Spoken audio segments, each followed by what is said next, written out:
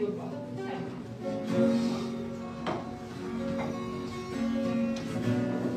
क्या हम विश्वास से बोल सकते हैं मैं परमेश्वर के लहू के द्वारा धर्मी ठहराई जा चुकी हूं? मैं परमेश्वर के लहू के द्वारा धर्मी ठहराया जा चुका हूं। मैं परमेश्वर के लहू के द्वारा धर्मी ठहराया जा चुका हूं। धन्यवाद।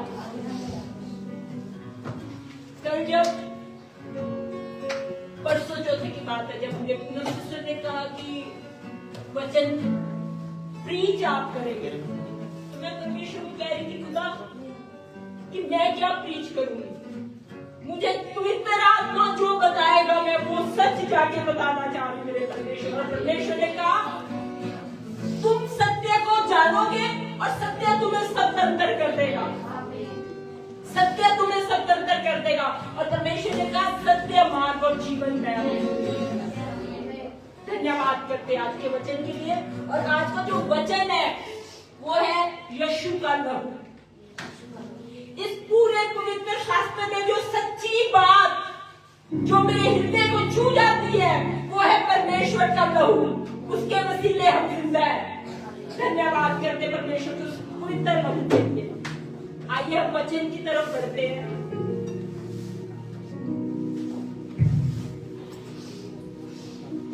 और हम निकालेंगे मत्ती 26 का 28।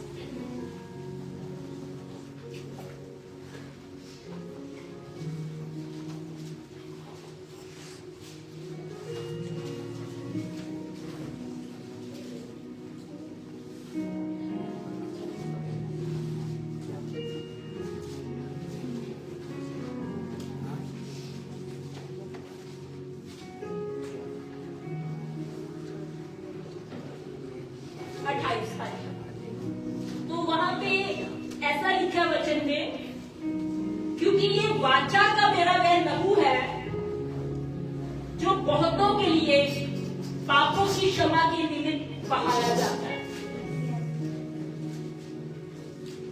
एक वादा होता है और एक वाचा होती है, कॉवेनेंट बोलते हैं। और वाचा जो वादे से ऊपर होती है, परमेश्वर ने हमसे वाचा बांधी है, किसी इंसान ने नहीं बांधी, परमेश्वर ने बांधी है। और क्या लिखा है, उन्होंने क्या कहा, परमेश्वर ने कहा क्योंकि यह वाचा का वह लहू है जो बहुतों के पापों की क्षमा के निमित्त बहाया जाता है। मेरे जितने भी गुनाह, आपके जितने भी गुनाह जो आप कर रहे हो या जो आप कर चुके हो या जो आप करोगे, उसकी कीमत मेरे खुदा ने ऑलरेडी पे कर दी है। आप सबको पता है कि यीशु नासरी निर्दोष है, सबको पता है निर्दोष है, कोई में दोष था। लेकिन परमेश्वर ने क्या किया, उस निर्दोष ने अपना लहू बहा दिया हम सब के लिए। और हम कीमत देके हमें मोल ले लिया है परमेश्वर। एक एक जन को नाम ले लेके बुलाया। परमेश्वर ने कहा तूने मुझे नहीं चुना, मैंने तुझे चुना है कि तू मेरे राज्य के लिए बहुत सफल ना हो। वो कीमत अदा हो चुकी है। परमेश्वर ने कहा कि मैंने तेरे सर का एक एक बाल तक गिन रखा है। चाहे आज हमसे कोई गुनाह भी हो रहा है, लेकिन अब जब हम अपनी निर्बलताओं को खुदा के आगे रखते हैं, परमेश्वर का वचन बताता है तेरी निर्बलता में, किसके लिए परमेश्वर ने कहा, परमेश्वर ने आपके लिए कहा कि तेरी निर्बलता में मेरी सामर्थ सिद्ध हो जाती है।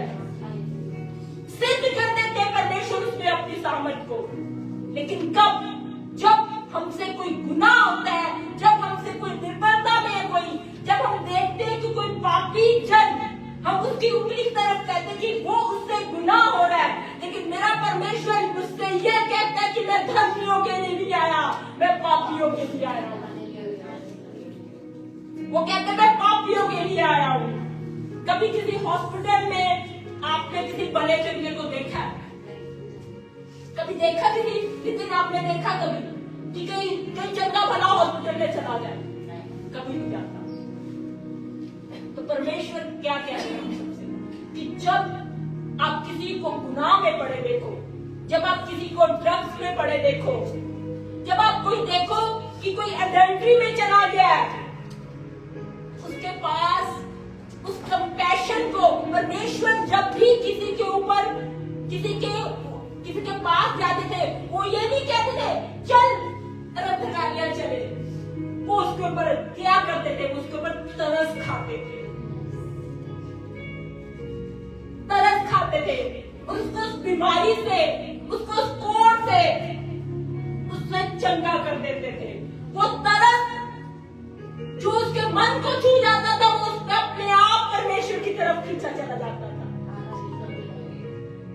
आज हमसे भी परमेश्वर यही कह रहे हैं। जब अब तुम किसी को, मैं परमेश्वर से कहती हूँ, परमेश्वर जब भी आप मुझे तैयार करना किसी के लिए, तो सबसे पहले वो दिखावे के लिए नहीं, मेरे अंदर तेरा कंपैशन, तेरा तरस काम करे, क्योंकि जब तरस होगा तो मैं अपने आप भागी जाऊंगी उस जन की तरफ, जैसे प्रभु आप चले जाते थे। मैं परमेश्वर का धन्यवाद करती हूँ कि वो तरस जब आपके अंदर काम करता है, परमेश्वर उसको निहारता है। परमेश्वर उस जन को ढूंढ रहा है। परमेश्वर ने कहा मैं सच्चे आराधकों को ढूंढ रहा हूं। कौन से आराधक की परमेश्वर ने, खुदा खुद ही तैयार करता है। उसकी दया, उसने कहा मैं जिस पे दया करना चाहूं मैं दया करता हूं, मैं जिस पे कृपा करना चाहूं मैं कृपा करता हूं। तो परमेश्वर की उस लहू की, वो कहते तुम लहू के द्वारा ही धर्मी ठहराए जो तुम कहते हो, सिर्फ परमेश्वर का लहू। और जब जब आप उस लहू की चैन आएंगे ना, आप अद्भुत कामों को देखेंगे। हम आगे बढ़ते, इब्रानियों 9:14।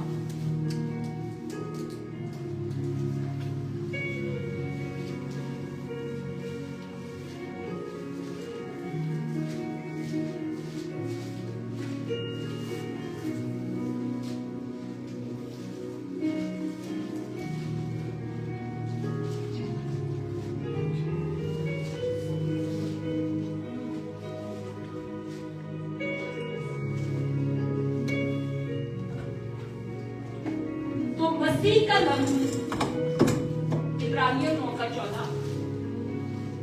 तो मसीह का लहू जिसने अपने आप को सनातन आत्मा के द्वारा परमेश्वर के सामने निर्दोष चढ़ाया, वो निर्दोष थे परमेश्वर यीशु मसीह। तुम्हारे विवेक को मरे हुए कामों से क्यों नष्ट करेगा, ताकि तुम जीवते परमेश्वर की सेवा करो।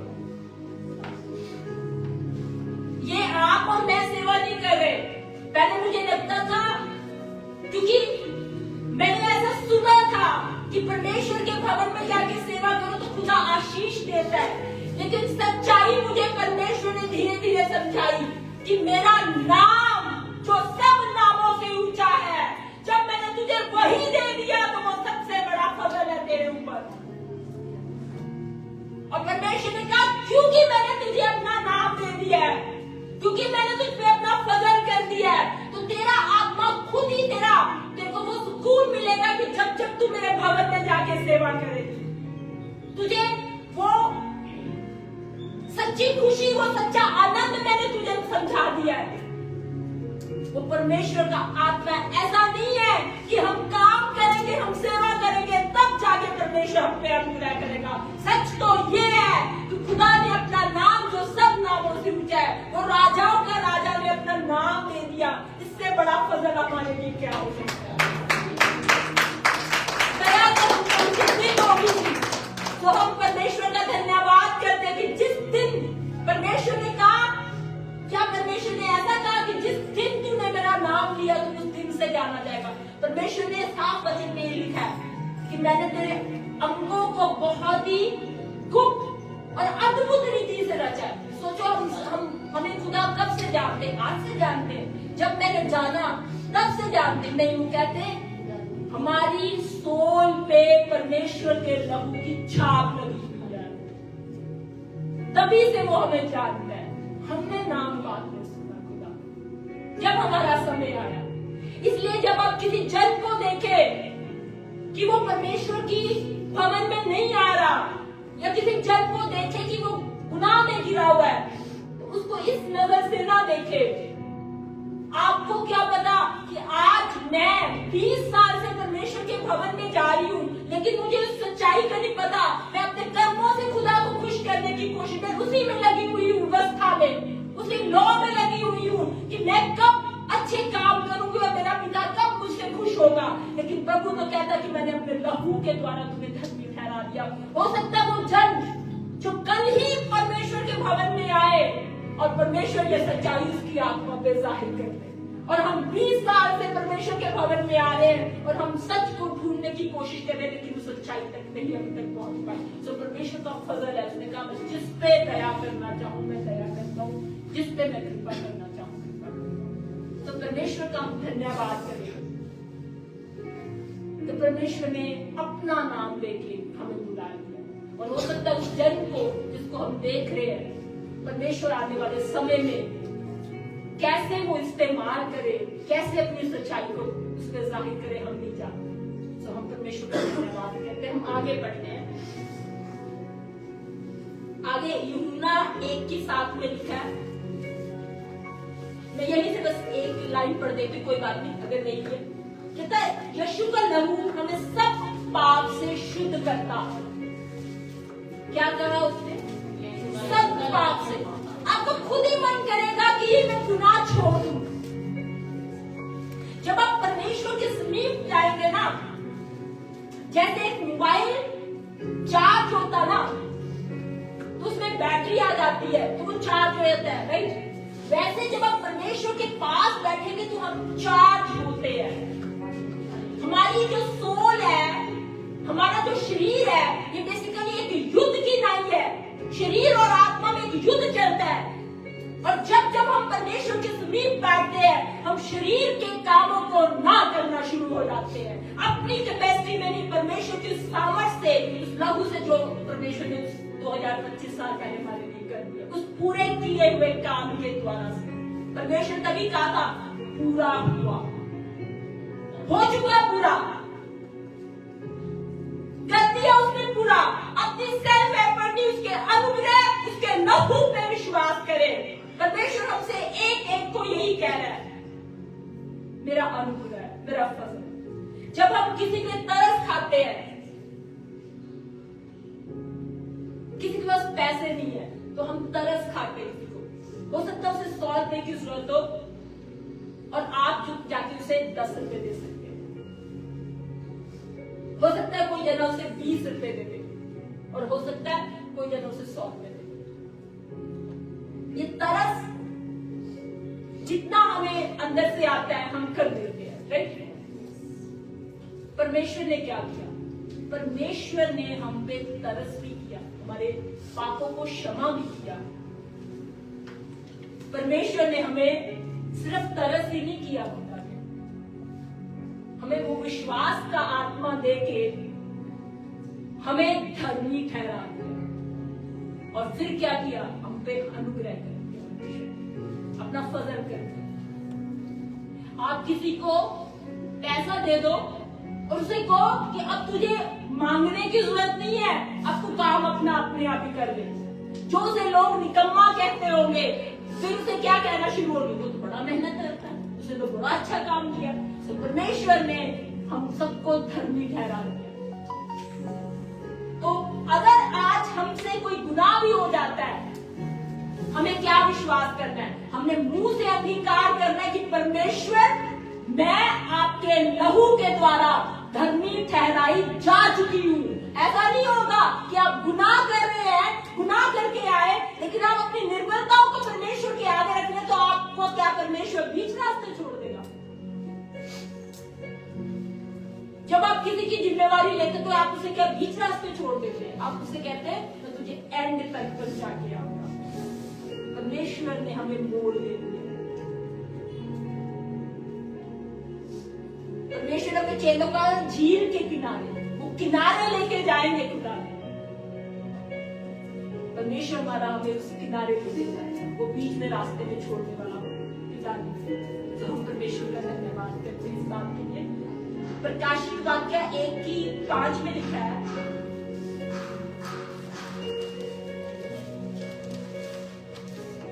वह हमसे प्रेम रखता है। उसने ऐसा कहा कि तू ऐसा काम करेगा तो मैं तुझसे प्रेम करूंगा।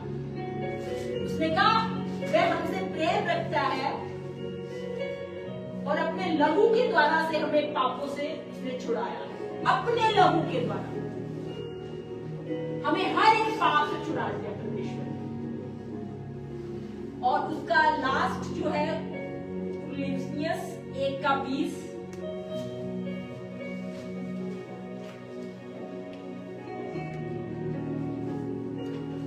ये वर्ष मुझे बहुत अच्छी लगी।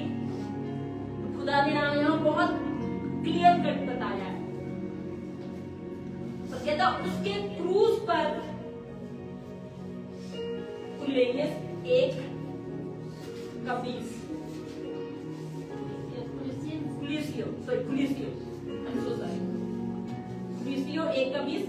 पेज नंबर 277, 277 पेज है,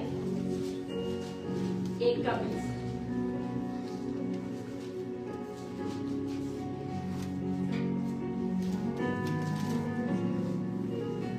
कहता और उसके क्रूज पर बहे हुए लहू के द्वारा मेल मिलाप करके सब वस्तुओं का उसी के द्वारा से अपने साथ मेल कर ले, चाहे वे पृथ्वी की हो चाहे स्वर्ग में की।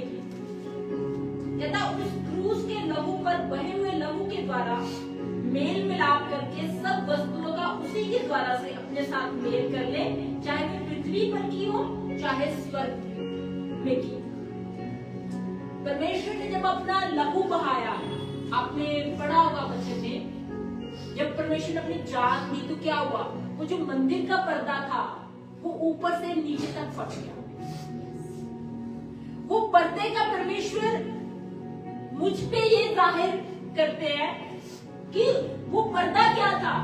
जब पहले व्यवस्था थी, जब हम कोई लोगों से गुनाह होता था तो क्या होता था, जो परमेश्वर की वेदी के पास कौन जा सकते थे, महायाजक जा सकते थे, और उनके पैरों पे घुंघरू लगे होते थे, घुंघरू बांधा होता था, रस्सी के साथ बाहर से लोग उसको खींचते थे। वो महायाजक जाके वो जो बलि चढ़ानी होती थी, लहू से पहले किसी और की बलि चढ़ाई जाती थी ना, बकरी की, ऐसे बलियां चढ़ाई जाती थी ना। आज भी कई जगह पे प्रथाएं ये चलती कि जब गुनाह होता है क्योंकि धरती लहू मांगती तो कहते कि लहू चढ़ाया जाता।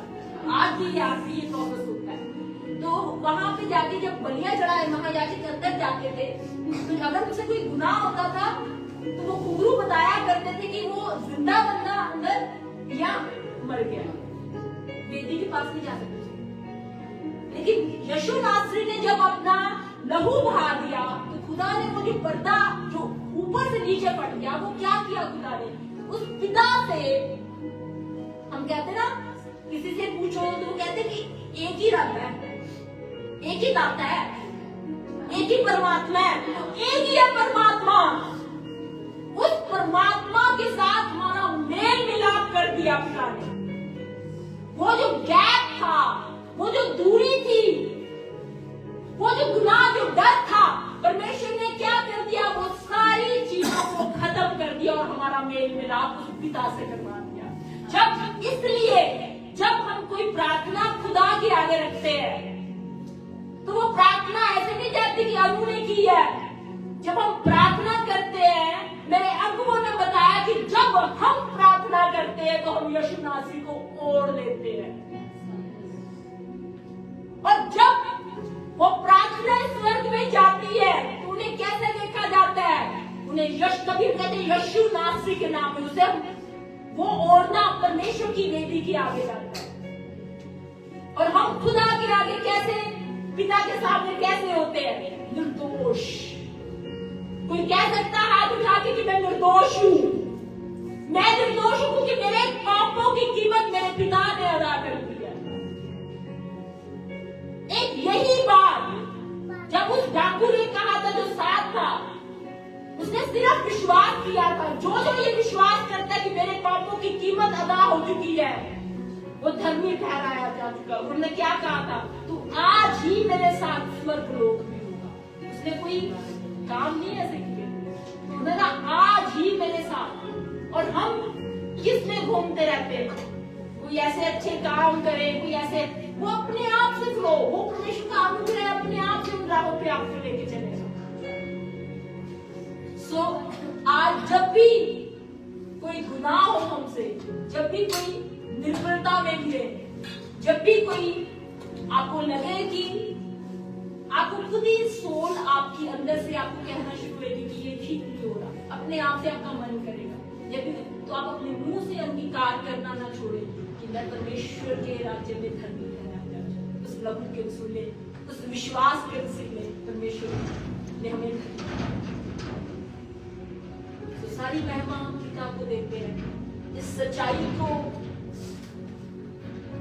मेरा ये मानना है कि परमेश्वर बहुत सारी जगह पे लेके गए और किसी ने ये बताया कि ये करो, परमेश्वर में डर में नहीं रखना चाहते। खुदा के वचन को अगर पढ़ेंगे तो परमेश्वर ने हर जगह पे ये लिखा है, हर दिन के लिए यही लिखा है। 365 बार खुदा ने एक ही बात की, मत डर। परमेश्वर में भय का आत्मा नहीं देता।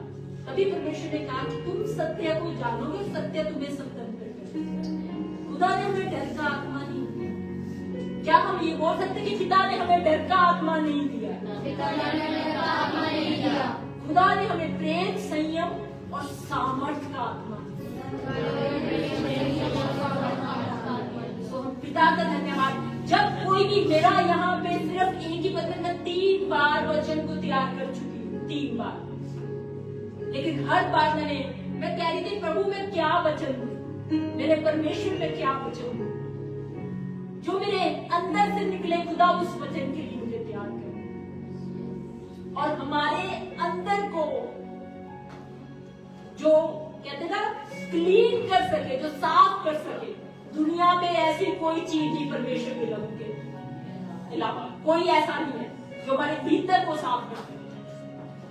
जब हम किसी से मिलते हैं, जब कोई हमसे ऐसा कुछ कर देता है तो हमारे मन में कुछ मैल आ जाती है। बड़ा स्वाभाविक है, बड़ा नेचुरल है कि ऐसा हो जाता है। हम लाख ऐसा कह ले तो भी हम इन चीजों से होकर निकलते। क्या सारे जने निकलते हैं ऐसी चीजों से? क्या हम सच्चाई के साथ कह सकते हैं कि क्या हम निकलते?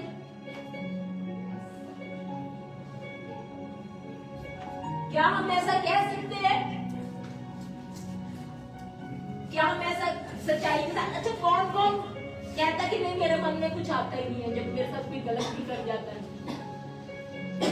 आता है सिस्टर? आपके आता है? आपके आता है कभी? क्यों आप तो भवन में आते हैं? क्या आप वचन नहीं पढ़ते हैं? क्या सेवा नहीं करते खुदा की? तो फिर तो आपको ऐसा नहीं करना चाहिए। सिस्टर आपके आता है? आता है, आ जाता है, आ जाता है, फिर 1 मिनट के लिए आता है ना? फिर हम उसे पिता के आगे ले जाते। किसके आगे ले जाते? पिता के। वो क्या कर देते? अपने लहू से हमें धो देते और वो कहते कि मेल मिलाप करते हैं। वो कई बार हम 2 दिन भी लगा देते हैं, कई बार हम 3 दिन भी लगा देते हैं, कई बार हम हफ्ता भी लगा देते हैं, कई बार हम महीना भी लगा देते हैं। तो क्या पिता हमारा हमसे नाराज हो जाता है? क्या कभी ऐसा हुआ है आपके साथ सिस्टर? कभी ऐसा हुआ है कि आपसे गुनाह हो जाए और आप अपने पिता के पास जाओ और वो कहे नहीं मैंने माफ नहीं करता, उसी टाइम क्षमा कर देते, उसी टाइम से की बुरी आपको हो जाती है, उसी टाइम क्षमा। लेकिन हम इंसान को कैसे देखते हैं? इंसान को कैसे देखते हैं? तभी उन्होंने कहा था तेरी गति और मेरी गति में बहुत अंतर है, तेरे विचार और मेरे विचार में बहुत अंतर है। हम उसका जस्टिस, हम उसका न्याय वहीं पे कर देते हैं, लेकिन पिता हमसे, लेकिन जब हम जाते हैं परमेश्वर के पास, हम चाहते हैं हम उसी टाइम क्षमा मिल जाए, ऐसे ही चाहते हैं। पर पिता क्यों कर देते हैं? क्योंकि वो तो कीमत ही अदा हो चुकी है। तो क्या कह रहा है? मेरा अनुग्रह, मेरा लहू धर्म तेरे लिए काफी है, तू धर्मी ठहराया जा।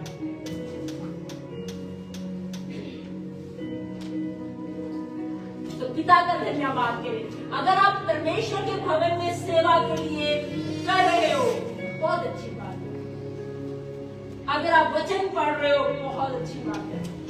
अगर आप भवन जा रहे हो, बहुत अच्छी बात है। लेकिन सर्कल यहां से शुरू नहीं होता कि तू भवन जा रही है। सर्कल यहां से शुरू नहीं होता तू वचन पढ़ रही है। सर्कल शुरू होता है परमेश्वर के लहू से।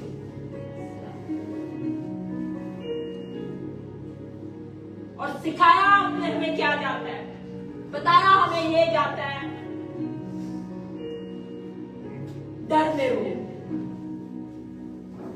परमेश्वर कहता है मैंने तुझे फ्री कर, उस डर से भी फ्री कर। तू धर्मी है, मैं तुझसे बहुत प्रेम करता हूं। और हम सब परमेश्वर के देह हैं, और जिसके लिए जो कार्य रखा परमेश्वर ने, वो अपने आप करवाएगा।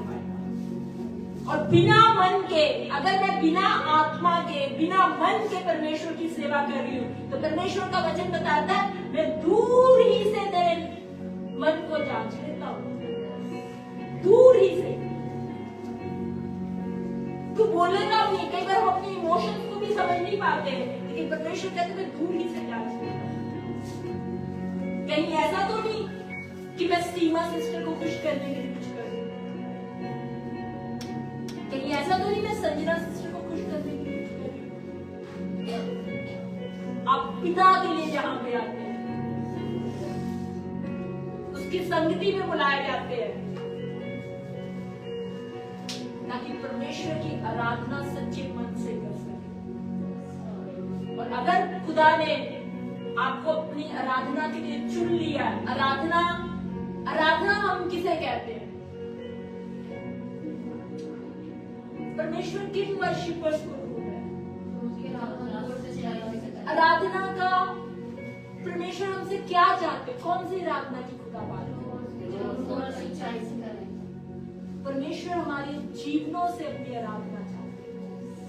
मुझे कहीं जाने के लिए ये बाइबल उठाने की जरूरत न पड़े, तो खुदा से ये प्रार्थना करें कि परमेश्वर मुझे इस वचन को उठाने की ना जरूरत पड़े, अपने वचनों को मेरे हृदय रूपी पट्टियों में लिख दे खुदा। बताते कि ये वचन उठा लिया जाएगा।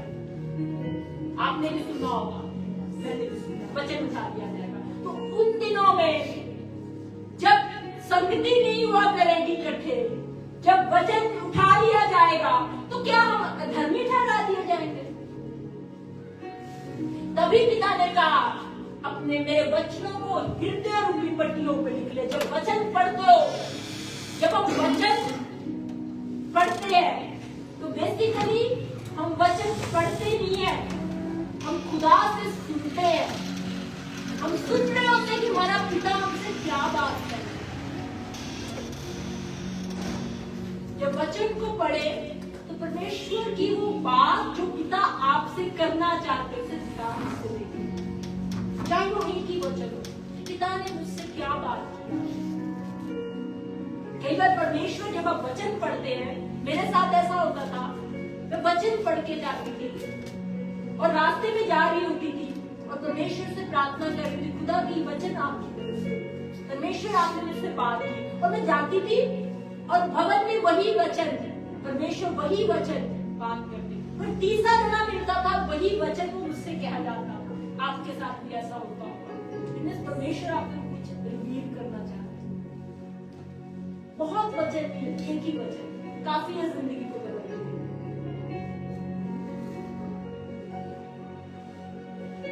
मुझे याद है मैं एक वचन पढ़ती थी,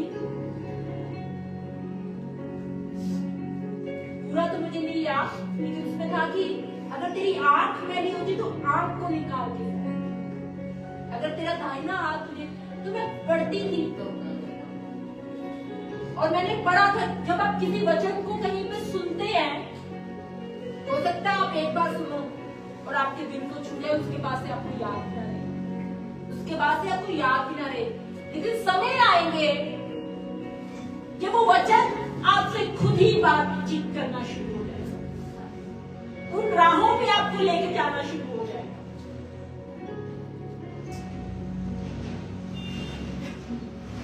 जब आप खुदा के आगे अपनी निर्भरताओं को रखते हैं ना, मैंने अपनी लाइफ में उससे ये जाना है, परमेश्वर ने अपने नाम से जाहिर किया है कि मैं तुझे हर निर्बलता से निकालने की सामर्थ्य, हर एक निर्बलता। जब भी परमेश्वर के पास है, परमेश्वर को जैसे एक बच्चा जाता ना और कहता कि पापा आपने कहा था मुझे आप आज ट्रॉफी लेके, आप खुदा को कह सकते कि प्रभु आपने कहा कि मेरी निर्बलता, तेरी निर्बलता में मेरी सामर्थ्य सिद्ध हो जाती। आप परमेश्वर को रिमाइंड करवा सकते, और परमेश्वर सच्चा है, वो जिंदा है।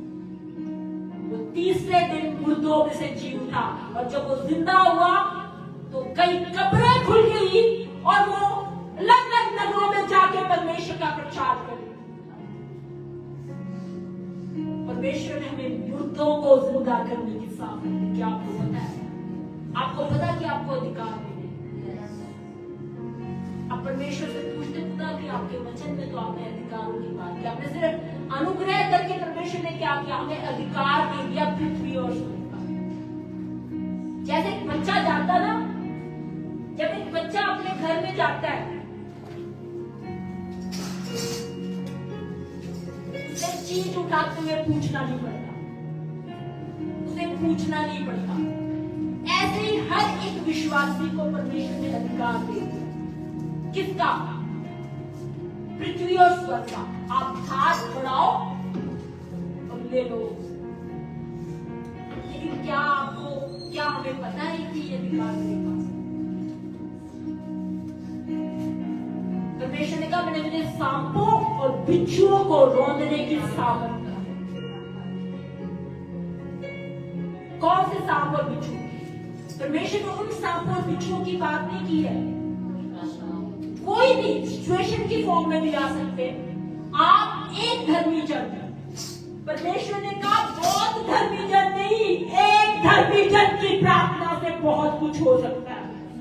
एक धर्मी जन। और धर्मी हम किसके द्वारा ठहराए गए? परमेश्वर के लहू के बहाए जाने की हम विश्वास करते हैं कि वो लहू परमेश्वर नहीं चाहता कि हम लोग इस बात से अनजान रहे कि हमारे अधिकार क्या है। परमेश्वर प्रार्थना हमेशा आंखें बंद करके ही प्रार्थना नहीं है। जब आप परमेश्वर का वचन बोलते हैं तो आप क्या करते हैं? आप परमेश्वर की तरफ आके खड़े हो जाते हैं। परमेश्वर खुश हो जाते हैं कि इसको अपनी अधिकारों का पता है, इसको पता है कि ये वारिस है, इसको पता है कि मैं इसके लिए लहू बहा। सोचो, एक माँ बाप ने काम कर दिया और बच्चे को पता ही नहीं, और बच्चा कह रहा है कि मुझे चाहिए, वो रोए जा रहा है, बिलके जा रहा है। पिता कह रहा है मैंने तुझे दे दिया। ऐसा ही हो रहा है हमारे इस संसार में। बहुत विश्वासी जन, तो परमेश्वर कहता अपने अधिकारों को जान, मैंने तुझे सांपों और बिच्छुओं को कुचलने का सामर्थ्य दिया। आपको सांपों और बिच्छुओं को कुचलने की सामर्थ्य दिया।